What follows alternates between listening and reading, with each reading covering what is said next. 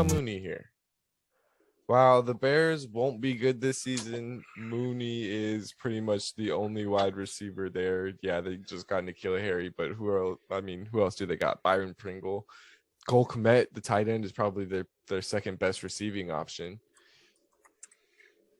Darnell Mooney, he's going to be a 150 target guy this year. He already had 140 last year. I expect more this year with Allen Robinson's departure. The problem with Mooney is the quarterback play and this coaching staff. This front office doesn't seem to want to win. They seem to be tanking for the future. Justin Fields going into his second year.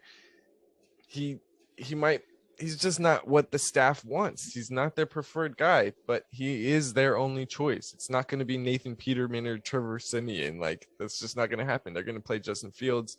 Justin Fields is an athletic guy, going to be able to run around and find Mooney, but they're just not going to win a lot of games, so I don't expect a lot of touchdowns from Mooney. But Fields is going to have the full offense now. It's not going to be, is it going to be Andy Dalton? Is it going to be Justin Fields? It will be Justin Fields the whole season, barring any injury. So I expect the connection between Mooney and Fields to grow. And, he's going to be a target play. Yeah. And so I might be in the minority on this probably because Mooney, with the departure of Robinson, he is the clear number one guy, and he's going to get a ton of targets because I think he got like 140 last year, and so that number is going to go up for sure. And to all the points you made, but in my heart of hearts, I just got to go with Amon-Ra St. Brown.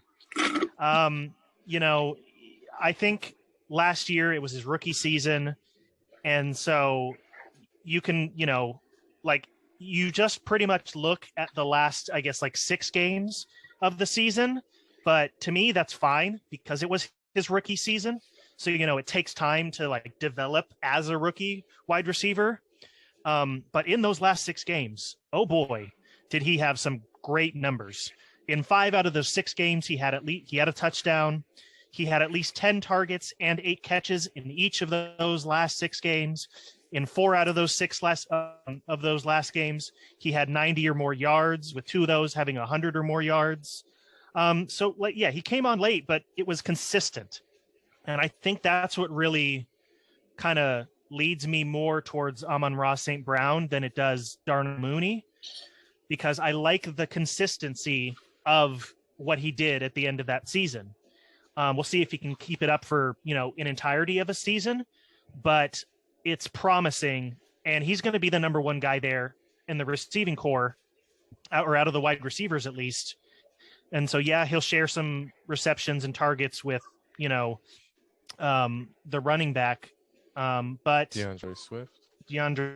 But I like both of these. I like both DeAndre Swift and Amon-Ra St. Brown. I'm not like fully on board with the Lions, but I think they have pieces that are really good.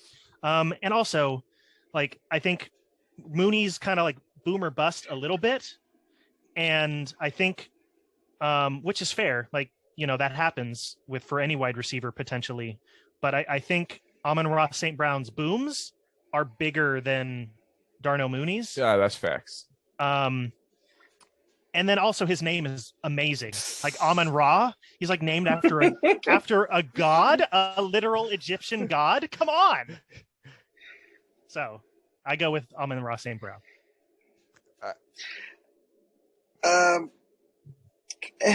They both are very hard because Amon-Ra St. Brown, since week 13 on, was the number 2 wide receiver behind only Cooper Kupp.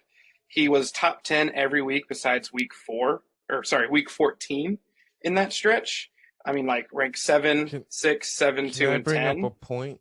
Can I bring up a point against that, though? Yeah. So DeAndre Swift missed weeks 13 to 16, and TJ Hawkinson missed weeks 15 to 18. So in all of those weeks, either DeAndre Swift or TJ Hawkinson were missing, and in 2 of the weeks, both of them were missing. So that's a lot of passing work right there to those 2 guys.